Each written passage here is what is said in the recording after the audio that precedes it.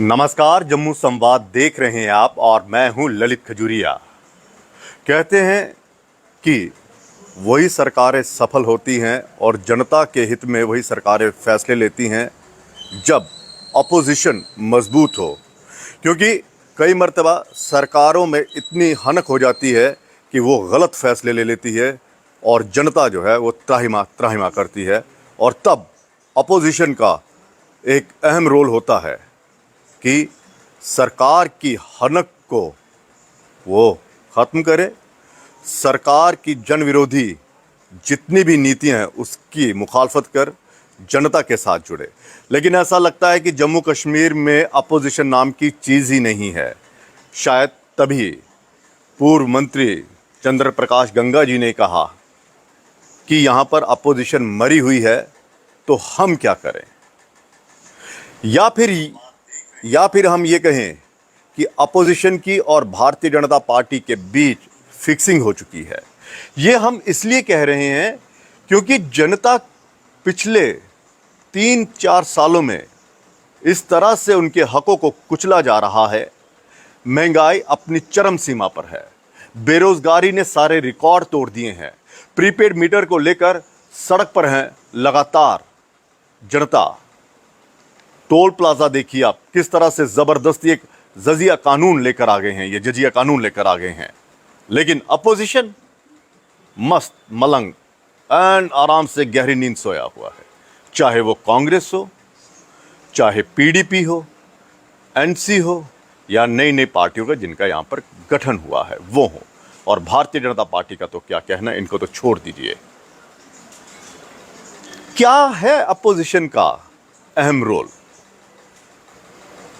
आपने देखा कि जब यहाँ पर जम्मू कश्मीर बैंक के पीओ की और बैंकिंग एसोसिएट की पोस्टें निकाली गई थी और बाकायदा चुनाव यहाँ पर वो हुआ था, टेस्ट हुए थे, रिजल्ट तक आने वाला था, लेकिन उसे क्वैश कर दिया। क्यों? कहा जी बड़ी धांधली हुई है, और अपोजिशन तब भी चुप रही थी। और भारतीय जनता पार्टी के तमाम नेता जो है वो बता रहे थे कि क्यों क्वैश किया गया, लेकिन उस लिस्ट का आज तक पता नहीं चला कि धांधली किसने की, कौन था उसका मेन कल्प्रिट। अपोजिशन ने क्या भारतीय जनता पार्टी पर दबाव क्यों नहीं बनाया कि भाई साहब आप इनकी चर्चा तो कर रहे हैं कि ये सब कुछ सही था, लेकिन अभी तक आप उन कल्प्रिट्स को सामने नहीं ला पाए। आप बताइए। भारतीय जनता पार्टी ने उस समय यहाँ पर मेरे ख्याल में एलजी प्रशासन नहीं था, यहाँ पर राज्यपाल का शासन था, लेकिन उससे पहले सरकार हुआ करती थी पीडीपी की और बीजेपी की गठबंधन की 18 में। क्यों नहीं अपोजिशन ने रोल निभाया? फिक्सिंग थी क्या कि हम आपके मुखालफत नहीं करेंगे, आप हमें ईडी, सीबीआई या और जो एजेंसियां हैं उससे मत डराइएगा, वो हमारे पीछे ना लगा दीजिएगा, क्योंकि बार बार अपोजिशन तो यही कहती आ रही है। क्या है ऐसा अपोजिशन ने, कौन से ऐसे कांड किए हैं पूर्व में जो बार बार जनता की आवाज़ बनने से डर रही है और विपक्ष की भूमिका में फेल हो रही है और भाजपा की हाँ में हाँ मिला रही है? ये हाँ में हाँ मिलाना ही होता है कि जब आप जनता के मुद्दों को दरकिनार कर देते हैं और खामोशी अख्तियार कर लेते हैं और मुंह में दही जमा लेते हैं और फिर कहते हैं कि नहीं जी हम तो आवाज़ उठा रहे हैं। पेट्रोल 100 के पार हो गया था। मजाल है ये अपोजिशन बोले, मजाल है कि कोई नेता बाहर आ गया हो। हाँ, चुनाव के दौरान बाहर आ गया था। बड़े बड़े नेता जो थे, हैवी वेट वाले नेता, वो हाथों में हाथ डालकर यहाँ पर हाईवे पर दिखे थे, लेकिन उसके बाद क्या हुआ? महंगाई लगातार बढ़ रही है। टमाटर के दाम आपने देख लिए, अब तो चलो कम हो गए हैं, तब ये लोग कहाँ थे? तो इसलिए मैं कह रहा हूँ फिक्सिंग है क्या? इतना कुछ हो गया यहाँ पर, सब के सब खामोश। रसाना केस में देख लीजिए, भले ही अदालत ने फैसला सुना दिया हो, लेकिन उससे पहले क्या था, सीबीआई की मांग कर रहे थे लेकिन अपोजिशन चुप था, डरा हुआ था। यहां तक कि पूरे जम्मू के डोगरों को बलात्कारी कहा गया और ये मुंह में दही जमाते बैठ गए, कुछ नहीं कर पाए। कम से कम उस लड़की के परिवार के साथ ही हो जाते अगर आपको इतना डर था।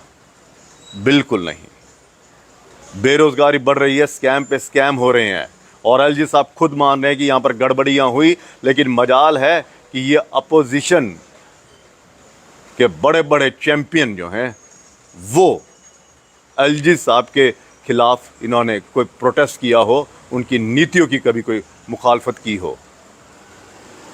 सब के सब शून्य, चुप।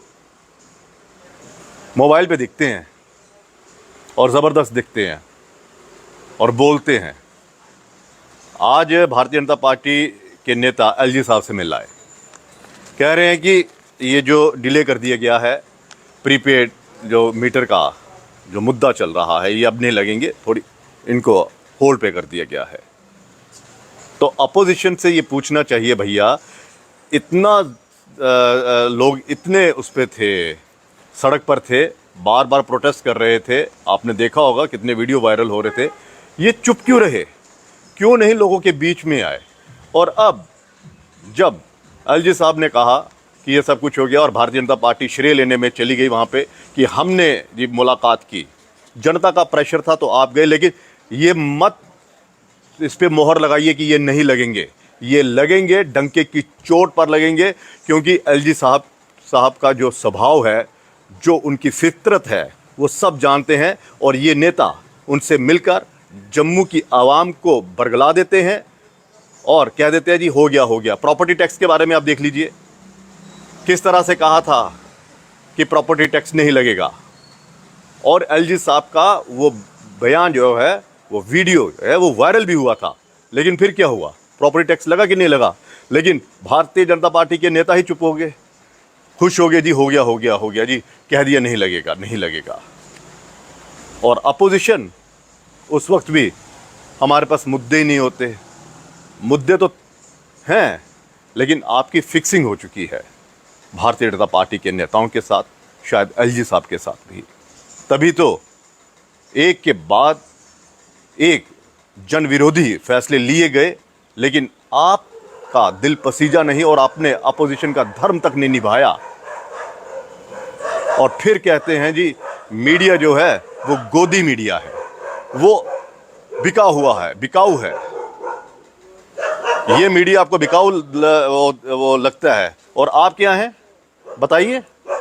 आप कौन सा ऐसा सौदा कर आए हैं, कौन सा ऐसा सौदा किया आपने कि हाँ जो आप जनता की आवाज़ बनेंगे, मुखर आवाज़ बनेंगे, तो आपके वो सौदे जो हैं वो कैंसिल हो जाएंगे? आप ईमानदार और मीडिया बिकाऊ। बस मीडिया को कोसते रहिए जी, हमारी खबरें नहीं दिखाते, ये नहीं करते, वो नहीं करते। आप तो इसी में खुश हो जाते हैं जी। राहुल गांधी की सज़ा जो है उस पर स्टे हो गया, राहुल गांधी जी पदयात्रा पे निकल आए। तो जब पदयात्रा पे निकल आए थे, यहाँ पर पहुँचे थे, तो क्या आपने उनसे मुलाकात करवाई थी जो पीएम पैकेज के तहत लगे थे, जो कह रहे थे कि हमारी सुरक्षा खतरे में है? रिजर्व कैटेगरी के लोग, मिलवाया था उनसे? या फिर जिन लोगों को अधिकार नहीं मिले थे, मिलवाया था उनसे? लेकिन अपोजिशन का रोल नहीं निभाएंगे। बस ये है, अपने बेटों को लॉन्च करिए, खुद आइए, और जब भरी गर्मी में आपको आना पड़ता है तो आप गश खा के गिर जाते हैं। फिर कहते हैं जी और जनाब ये हो गया वो हो गया। आपका दरअसल ये है कि मूड ही नहीं है जनता की। क्यों? क्योंकि मैं फिक्सिंग इसलिए कह रहा हूं कि आपने ये तय कर लिया दोनों ने, भाई साहब आप हमारे खिलाफ मत बोलना, हम आपके खिलाफ नहीं बोलेंगे। बस चुप रहते हैं, एलजी साहब पर सब कुछ थोप देंगे। और कांग्रेस, पीडीपी, एनसीए, जितनी भी पार्टी हैं जम्मू में, अगर मैं बात करूं, ये इसी चीज़ में खुश है कि भाई साहब गालियां हमें थोड़ा पड़ रही हैं, गालियां तो भारतीय जनता पार्टी के नेताओं को पड़ रही हैं, प्रदर्शन उनके सामने हो रहे हैं। भाई जनता क्या करे? जनता को लीड कौन करेगा? आप ही से तो उम्मीदें थी, लेकिन आप जो हैं बस ये है, खुद को बचाना है। किस तरह से बचाएं? अगर पता चला कि मोदी जी बड़े स्ट्रांग हो गए हैं, आने वाले हैं, 2019 में देख लिया था ना, पता चल गया था कि मोदी जी आने वाले हैं, तो वहीं से एक ने नारा लगा दिया था, मोदी जैसा कोई नहीं, हम आ रहे हैं और मैं कार्यकर्ता बनकर रहूंगा। और आज वो कार्यकर्ता कहां पर है? इतना कुछ हो गया, मतलब विपक्ष तब भी नहीं निकला जब यहां पर डांगरी में 7 हिंदुओं की निर्मम हत्या कर दी गई आतंकियों द्वारा, सिर्फ मोबाइल पे भर्त्सना, कड़ी निंदा, भाजपा फेल हो गई, ये हो गया वो हो गया। तो भाई साहब आप कहां से कामयाब हुए? दिया कोई धरना, कोई जवाबदेही तय की, कभी पूछा, कभी उन फैमिलियों से मिले? नहीं जी, जाने नहीं देती है।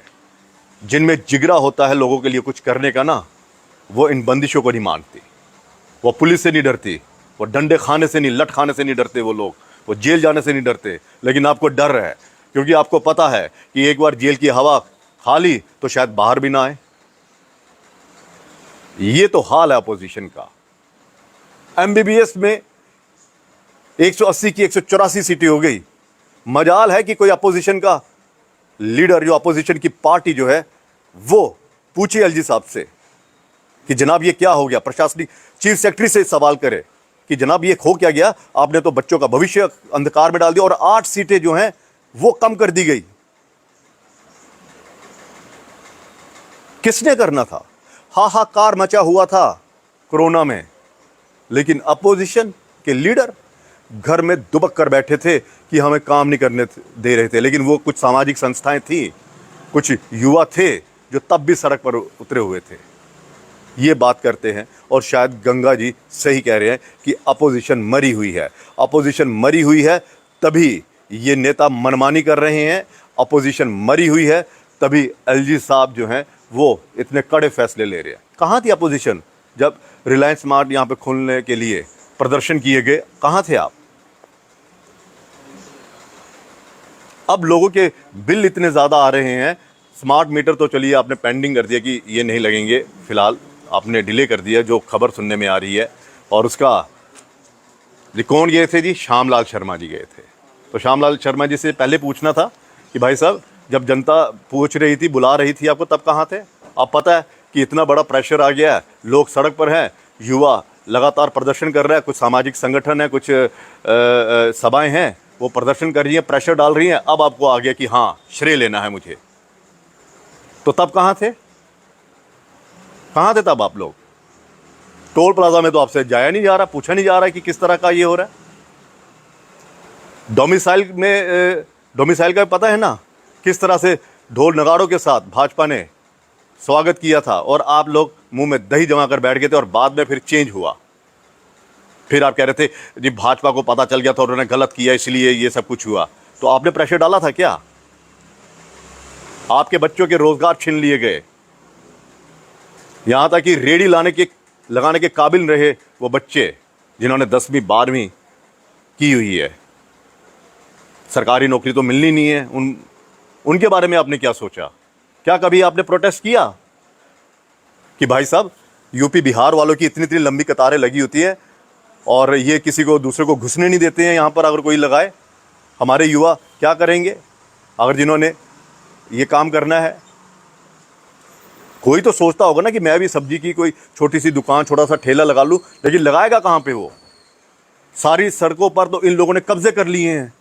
और जब हमारा कोई युवा डोगरा कुछ लगाता है तो आते हैं, तोड़ के चले जाते हैं। और ये अपोजिशन वाले बस उसी के ऊपर, मोबाइल के ऊपर टक टक टक टक टक टक भर्त्सना, कड़ी निंदा, गलत है, ये है वो है।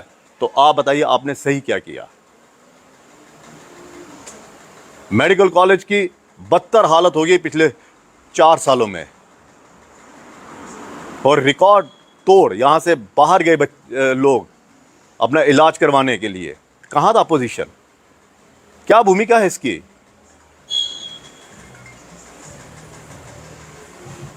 रोज़गार यहाँ पर नहीं मिल रहा, भ्रष्टाचार यहाँ पे हो रहा है, एलजी साहब मान नहीं रहे हैं और अपोजिशन सोई हुई है। तभी हम कह रहे हैं ये जो चल रहा है ना फिक्सिंग का केस, ये बहुत खतरनाक चल रहा है। क्यों फिक्सिंग? इसलिए मैं कह रहा हूं, जैसे 3-4 लीडर नाम लेंगे हम स्पेशल, श्यामलाल शर्मा अपोजिशन की आवाज थी, अपोजिशन की आवाज थी ये, लेकिन कौन सा ऐसा डर था, कौन सा ऐसा खौफ था, कौन सी ऐसे आपने कांड किए थे जो आप फटाफट आपको भारतीय जनता पार्टी की नीतियों की वो आप देने लगे कि हाँ जी अच्छी नीति है। मेरे साथ ही तो इंटरव्यू हुए थे आपके, अगर मैं वो इंटरव्यू कट लगाने लगूँ ना, पता चल जाएगा कि आपको नीति अच्छी लगी थी या क्या था। देवेंद्र राणा भावुक हो गए थे, जम्मू जम्मू जम्मू जम्मू जम्मू। आज जम्मू उन्हें पुकार रहा है, लेकिन कह रहे हैं महबूबा मुफ्ती ने गलत किया था, वो तरक्की नहीं होने दे रही है, ये है वो है। तो उसी महबूबा मुफ्ती के साथ भी तो सरकार बनाने चल पड़े थे जब यहाँ पर भंग कर दी गई थी। तब महबूबा मुफ्ती आपको नहीं बुरी लग रही थी जब पीडीपी एनसी इकट्ठे चल पड़े थे। डॉक्टर फारूक अब्दुल्ला जी वो मेरे गुरु हैं, उनके बारे में कुछ नहीं बोलूँगा। क्यों नहीं बोलोगे आप?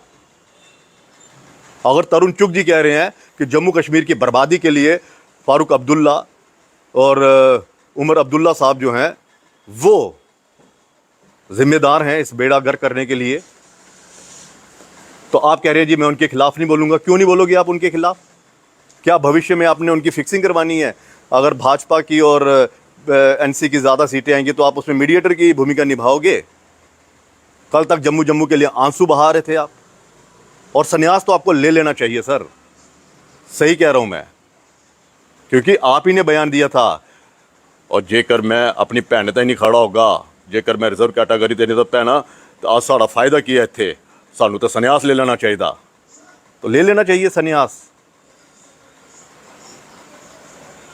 सुरजीत सिंह सलाथिया जी, क्या था ऐसा? आज आप कह रहे हो कि नहीं जी भाजपा की नीति। हम ये नहीं कह रहे कि भाजपा कांग्रेस ये, हम ये कह रहे हैं कि किस तरह गिरगिट की तरह ये लोग रंग बदल देते हैं। सुरेंद्र चौधरी जी आए थे, वो भी बड़े जोश में, भ्रष्टाचार के आरोप लगाए रविंद्र रैना जी पर, भाजपा के ऊपर, कोल साहब के ऊपर, परिवारवाद के। लेकिन एक ऑडियो कथित, हम उसकी पुष्टि नहीं करते भाई कि वो किसकी ऑडियो थी, लेकिन एक ऑडियो ऐसा वायरल हुआ, हालांकि उसमें ऐसा कुछ भी नहीं था, लेकिन क्या डर था कि खामोशी हो गए। एनसी ज्वाइन कर ली है, लेकिन विपक्ष की आवाज आज भी नहीं बन रही ये लोग। ये तो हाल है जम्मू कश्मीर में इन नेताओं का।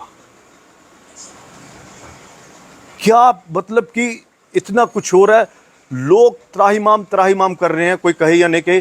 कुछ मीडिया पोर्टल्स हैं, कुछ हैं खबरें नेशनल चैनल्स में। देखिए नेशनल चैनल्स में ये चीज़ें तो बताएंगे नहीं, वो सिर्फ बताएंगे कि हाँ ये आतंकवाद सीमा पार से आ रहा, उसको ढेर कर दिया, ये हो गया, पाकिस्तान की साजिश नाकाम, ये वो। भैया ये नाकाम जो साजिशें कर रही है हमारे जो सुरक्षा कर्मी, हमारी जो सेना है वो कर रही हैं, इसमें मीडिया का कोई रोल नहीं है। आपका रोल यहाँ पे है पब्लिक के लिए, पब्लिक इंटरेस्ट में आप बोलिए, लेकिन नहीं।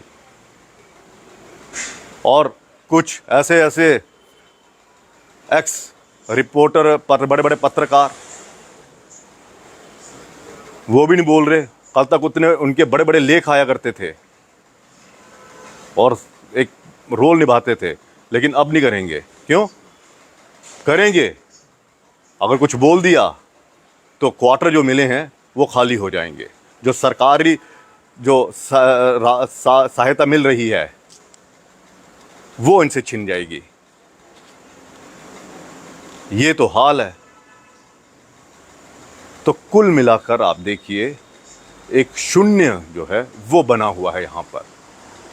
और एक पार्टी आई थी, बड़ा हल्ला गुल्ला किया था उसने भी, आम आदमी पार्टी, ये वो लटन फटन, वो भी एक बुलबुला सा बना और फुस हो गया। दिल्ली में कुछ लोगों ने ज्वाइन की कांग्रेस और सोचा था आके कुछ करेंगे, जनता की आवाज़ बनेंगे, लेकिन उन्हें भी ऐसा लग रहा है कि हमें हमारा रोल ही नहीं बताया जा रहा। क्योंकि जब सीनियर कुछ नहीं बोल रहे तो हमारा क्या, हम क्यों बेगानी शादी में अब्दुल्ला दीवाना वाली वो हालत करें? तो क्या कहा जाए, जम्मू कश्मीर इसी तरह से चलता रहेगा। स्टेट के लिए एक भी पार्टी बाहर नहीं आ रही है कि स्टेटहुड हमें मिल जाए। बस 370 के ऊपर अटके हुए हैं कुछ यहाँ कश्मीर की पार्टियां, और यहाँ जम्मू में आके उनको बड़ा कुछ याद आ जाता है, डोगरा, फिर भगवान श्री कृष्ण, भगवान राम जी उनको याद आ जाते हैं। लेकिन वो इसलिए याद आता है कि संकट में चल रहे हैं, और जनता के लिए कुछ याद नहीं करेंगे ये लोग, कोई नहीं। यहाँ पर इतना बड़ा नेक्सिस चल रहा है डमी क्लासेस को लेकर, इतना बड़ा नेक्सिस चल रहा है, बच्चों का भविष्य बर्बाद कर दिया, बच्चों की जिंदगी बर्बाद कर रहे हैं ये लोग। और एजुकेशन डायरेक्टर को भी मालूम है, प्रिंसिपल सेक्रेटरी जो हैं उनको भी मालूम है कि किस तरह से ये नेक्सिस चल रहा है। मजाल है कोई नेता बोलेगा या कोई न्यूज का बड़ा मीडिया इस पे इंटरवीन करेगा। क्यों? क्योंकि उनके खुद के स्कूल हैं और उनके स्कूलों में ये सब कुछ हो रहा है। बर्बादी की राह पर चल रहे हैं सबके सब, और ये जिन लोगों को दिया गया था दायित्व वो सब चुप हैं। आप देखिएगा, ये पढ़ो जी, ये एलन, ये दूसरे जो कोचिंग सेंटर्स हैं, आप देखिए 8-8, 9-9 बजे सुबह सुबह क्लासेस लगती हैं यूनिफॉर्म में, और कमरे कितने, 7-8।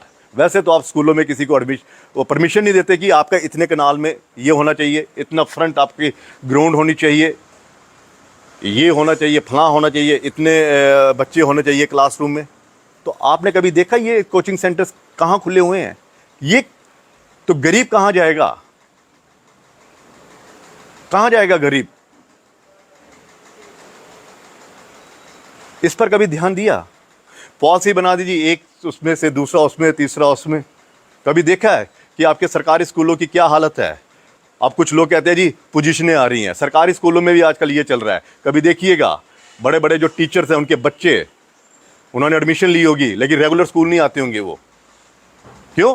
क्योंकि डमी क्लासेस का जो खेल है, जो डमी क्लासेस का नेक्सस चल रहा है, वो सिर्फ प्राइवेट स्कूल के द्वारा नहीं, सरकारी स्कूलों में भी चल रहा है। ये कौन तोड़ेगा? हाहाकार मचा हुआ है, लेकिन कुछ भी नहीं हो रहा, और सब के सब खामोश। तो क्या एलजी साहब इस बार अड़ेंगे कि हाँ जी एक बार मैंने कह दिया ये नहीं लगेंगे तो नहीं लगेंगे, या ये मैंने डिले कर दिया तो देखी जाएगी जब पॉपुलर सरकार आएगी तब प्रीपेड पर फैसला होगा? क्या अपोजिशन उनसे सवाल करेगी कि जनाब आप हर बार झूठ बोलते हैं? आपने ये जो एंटी एनक्रोचमेंट ड्राइव चलाई थी, आपने कहा था कि बड़े बड़े इसमें जो हैं मगरमच्छ हैं उन पर काबू पाया जाएगा, हम ये करेंगे, हम वो करेंगे। फिर आपने वो कर दिया, इसको होल्ड पे रख दिया हुआ है। तो तोड़ना सिर्फ एक MG हेक्टर ही था क्या? उसको तोड़कर आपने ये मैसेज दे दिया कि हम जी किसी बड़े आदमी को भी नहीं बख्शेंगे। ये तो हालत है यहां पर। बड़े मतलब आप सोचिए, आपके लोगों से रोजगार छीन लिया गया, छोटे से छोटा रोजगार। बड़ों को तो छोड़िए, वो तो बड़े प्लेयर जब आएंगे ये खुद ब खुद खत्म हो जाएंगे, लेकिन जो छोटे छोटे थे, क्या हमारे लोग उस काबिल नहीं है क्या? क्या हमारे लोग इलेक्ट्रिशियन नहीं है क्या? हमारे लोगों में कोई इलेक्ट्रिशियन का काम नहीं करता, कोई प्लम्बर का काम नहीं करता है क्या? या आपके ITI में ये सब कुछ बंद करवा दिया ट्रेनिंग करवाने के लिए? क्यों? क्योंकि आपने युवाओं के जहन में एक बात घुसा दी है, सिर्फ सरकारी नौकरी, सरकारी नौकरी, सरकारी नौकरी। और हमारे युवा भी इन नेताओं के चक्कर में सरकारी नौकरियों के इतने चक्कर काट रहे हैं, इतने चक्कर काट रहे हैं कि अपना भविष्य ही बर्बाद कर दिया हम लोगों ने। लेकिन मजाल है कि किसी नेता की तरफ से, किसी पूर्व विधायक की तरफ से किसी ने कोई ऐसा मेला लगाया हो जम्मू के युवाओं के लिए कि भाई साहब आइए हम आपको बताते हैं, ये सड़क बनाना मेरा काम नहीं है, डिपार्टमेंट का काम है, डिपार्टमेंट बना लेगी, लेकिन मेरा काम है कि यूथ को उसके पांव पर खड़ा करना। ठीक है, आपकी क्वालिफिकेशन कम है, आप ज़्यादा पढ़े नहीं हैं, लेकिन आप इतने भी मायूस ना हो कि हम आपको आपके पैरों पर खड़े ना कर सके, चलिए हमने ये आपके लिए कोर्स लाया, ये कोर्स करिए और फिर आपको लोन हम दिलवाएंगे। किस अपोजिशन लीडर ने या किस जो सिटिंग जो एमएलए उन्होंने कोई लाया ऐसा? लेकिन हाँ, पार्टी बदल लो बस। वही जो जिन्होंने पिछला चुनाव जीता था वही तो कहलाएंगे ना। वही क्या किया उन्होंने, बताइए? पूछा कुछ आपने? सब के सब इस तरह से लोग, गरीब लोगों की ज़मीनों पर कब्जे हो रहे हैं, कोई बोल नहीं रहा। और तो आप कहते हैं कि भाजपा ये करती है, भाजपा वो करती है। भाजपा कर रही है क्योंकि उनमें हनक है, उनकी ताकत है, ये सब कुछ करने का उनको उनमें पावर है। वरना इतने ज़मीर के जागे होते ये लोग, इतने ईमानदार होते, लोगों के प्रति इतना होते, तो क्या कविंदर गुप्ता जी अपना घर खाली ना कर देते? खाली ना कर देते ये, अगर इनमें इतना ईमान भरा होता, ईमानदार होते। क्या यहां पे सुनील शर्मा अपना क्वार्टर खाली नहीं कर देते? लेकिन नहीं, क्यों? क्योंकि धौंस है। सैया भय कोतवाल, फिर डर काहे का। ये हम आपको बता रहे हैं कि कोई कुछ नहीं करेगा, कोई कुछ करने वाला नहीं है। जनता को खुद आगे आना होगा। जैसे टोल प्लाजा को लेकर आगे आए हैं, ठीक है, छोटे छोटे संगठन ही हों, लेकिन कम से कम जनता को ये पता तो चला कि हाँ कुछ हैं हमारे फेवर में बोलने वाले। तो ये खून चूस रहे हैं जनता का। और अपोजिशन, हमने बता दिया कि इनका रोल क्या है। इनका रोल ये है, पाला देखना है किसका मजबूत है, ये देखना है कि अगली सरकार किसकी बनेगी, ये देखना है कि मुझे किससे ज़्यादा फ़ायदा होगा, ये देखना है कि किस पार्टी में मैं जाऊंगा और अपने बेटे को उस पार्टी में एक ओहदा दिला दूंगा। ये देखना है कि मेरे चेले चपाटे जो मेरे साथ आए हैं उनको मैं कौन सा ओहदा दिलवा सकूं। इस समय ये चल रहा है। फिलहाल देखना यह है कि अपोजिशन क्या करती है, क्या इनका ज़मीर जागता है, क्या हमारे जो लीडर हैं वो जागेंगे, वो लोगों की आवाज़ बनेंगे, या फिर जो चंद्र प्रकाश गंगा जी कह रहे हैं कि अपोजिशन में जब हम थे हमें आती थी अपोजिशन करना और हमने टोल नहीं लगने दिया, लेकिन अब जब यहाँ का विपक्ष ही मरा हुआ है तो हम क्या कर सकते हैं। फिलहाल इजाज़त दीजिए, नमस्कार।